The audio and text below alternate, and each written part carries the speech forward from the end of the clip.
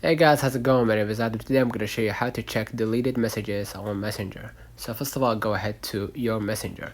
And what I'm going to do here, I'm going to just go ahead into my three bars at the top left, or the three lines at the top left. And from here, what I'm going to do, I'm going to just go ahead and click on my settings gear at the top right, next to my name. Basically, I'm going to scroll a little bit down till you see the account center or meta, and basically you're gonna see right here, this is your account center. And what I'm gonna do, I'm gonna just go ahead and click your information and permissions. So basically in that information and permissions, what I'm gonna do, I'm gonna just go ahead and download my information basically. And what I'm gonna do, I'm gonna just go ahead and download or transfer information, and I'm gonna choose the account. If I have more than one account, in my case I'm gonna proceed with the same account.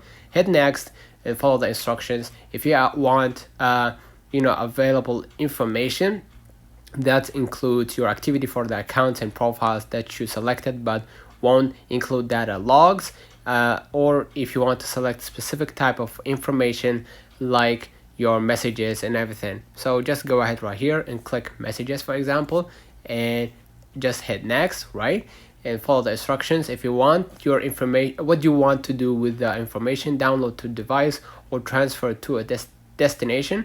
In my case, I'm gonna download to my device, so I'm gonna move along to the next step.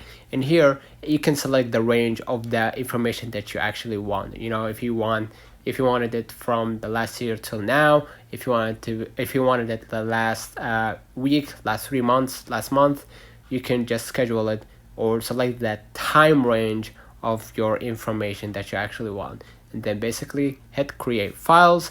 And basically you're gonna wait it out for a couple hours until Facebook approves your request, and then they will send you an email that says your request has been approved, and then they will send you the files. Let me know in the comments if this video helped you.